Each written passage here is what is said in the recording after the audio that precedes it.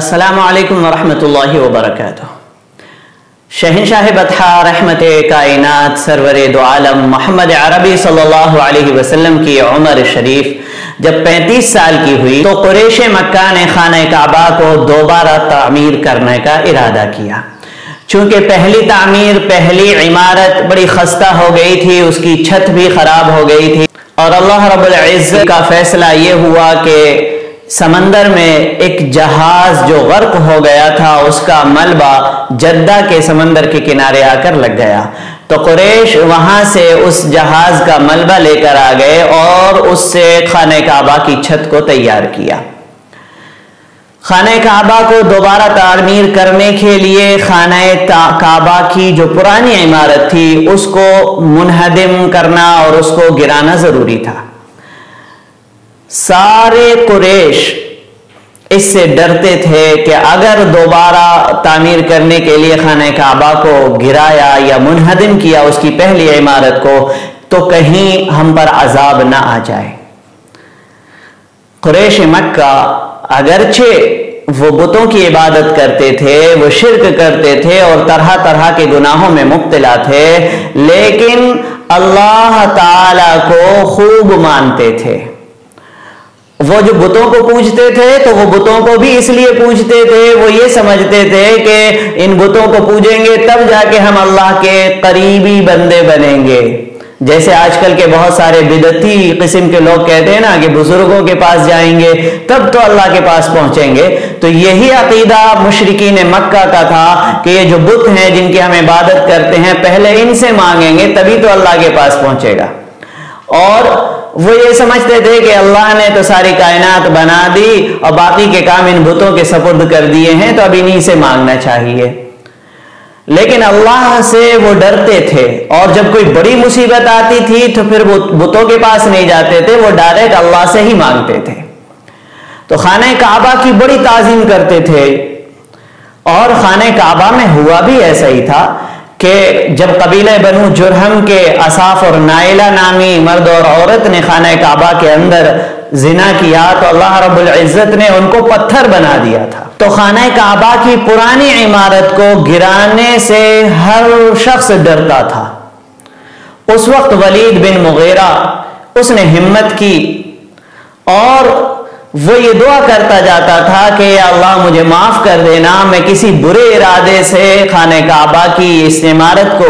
نہیں توڑ رہا بلکہ میرا ارادہ اچھا ہے، میں اس کو دوبارہ بنانا چاہتے ہیں۔ تو اس وقت صرف ولید ابن مغیرہ نے اس دیوار کو توڑا، کوئی اور آگے نہیں بڑھا۔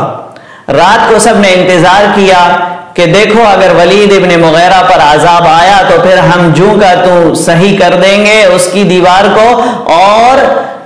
پھر خانہ کعبہ کی پرانی عمارت کو نہیں توڑیں گے۔ لیکن جب لوگوں نے دیکھا کہ ولید بن مغیرہ صبح سے پھر اٹھ کر اور پھر دیوار کو گرانے میں لگ گیا تو لوگوں کی ہمت ہوئی اور پھر لوگوں نے یہ سمجھا کہ اللہ تعالیٰ کا بھی یہی فیصلہ ہے کہ خانہ کعبہ کو دوبارہ تعمیر کر دیا جائے۔ اور قریش کو خانہ کعبہ کی پرانی عمارت گرانے اور نئی عمارت تعمیر کرنے کے ارادے پر تقویت اور قوت اس لیے اور بھی مل گئی تھی کہ خانہ کعبہ کے پاس جو کنواں تھا جس میں لوگ نذرانے اور نذریں وغیرہ ڈال دیا کرتے تھے تو اس کنویں میں ایک سانپ رہا کرتا تھا جو خانہ کعبہ کی دیوار پر آ کے بیٹھ جاتا تھا، اور جو شخص بھی وہاں جانے کی کوشش کرتا تو وہ سانپ اسے ڈسنے کے لیے اپنا پھن پھیلا دیتا تھا۔ لیکن جب ان لوگوں نے خانہ کعبہ کو دوبارہ تعمیر کرنے کا ارادہ کیا اور مشورہ کیا تو اللہ تعالیٰ کی طرف سے ایک پرندہ آیا اور اس سانپ کو اپنے پنجوں میں دبا کر اٹھا کر لے گیا۔ تب یہ لوگ اس بات پر مضبوط ہو گئے اور اس بات پر مطمئن ہو گئے کہ اللہ تعالیٰ بھی یہی چاہتا ہے کہ خانہ کعبہ کو دوبارہ تعمیر کیا جائے۔ تو الغرض خانہ کعبہ کی پرانی عمارت کو منہدم کر دیا گیا اور خانہ کعبہ کے نیچے بنیاد میں اوپر نیچے اس طرح پتھر لگے ہوئے ہیں کہ جو ایک دوسرے میں اندر داخل ہیں زنجیروں کی طرح۔ تو ایک شخص نے ان پتھروں کو ہٹانا چاہا تو پورے مکہ مکرمہ میں زلزلہ آ گیا، تو پھر ان پتھروں کو نہیں ہٹایا گیا، انہی پتھروں کے اوپر سے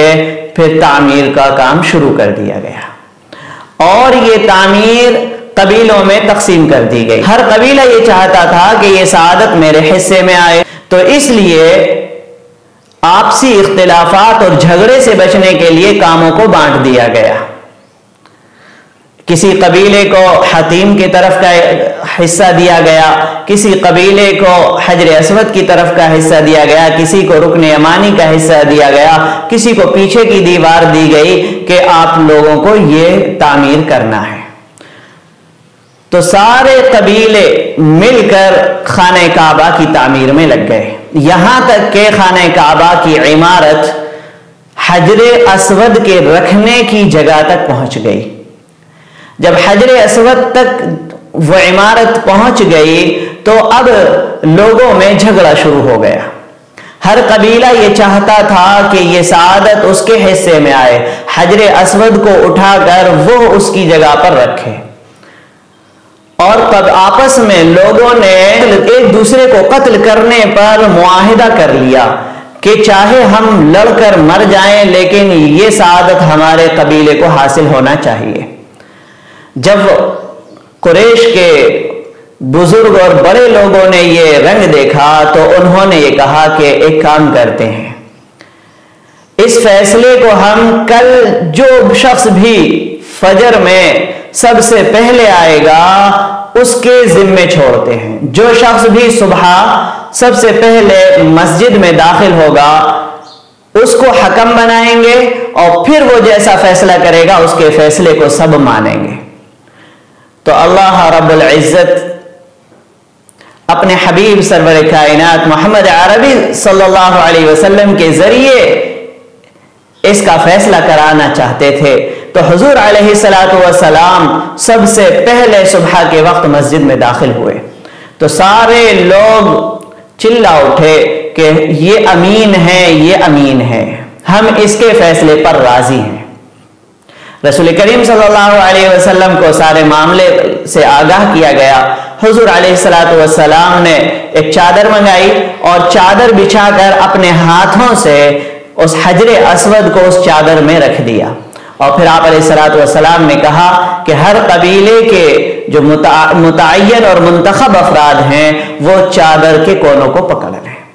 تو اس طرح سے جتنے بھی قبیلے تھے ان میں سے جو لوگ منتخب کیے گئے، متعین کیے گئے، انہوں نے چادر کو پکڑا اور دیوار کے پاس لے گئے، اور جب اتنے اوپر اٹھا لیا جہاں حجر اسود کو رکھنا تھا تو پھر سرور کائنات محمد عربی صلی اللہ علیہ وسلم نے اپنے دست مبارک سے حجر اسود کو اٹھا کر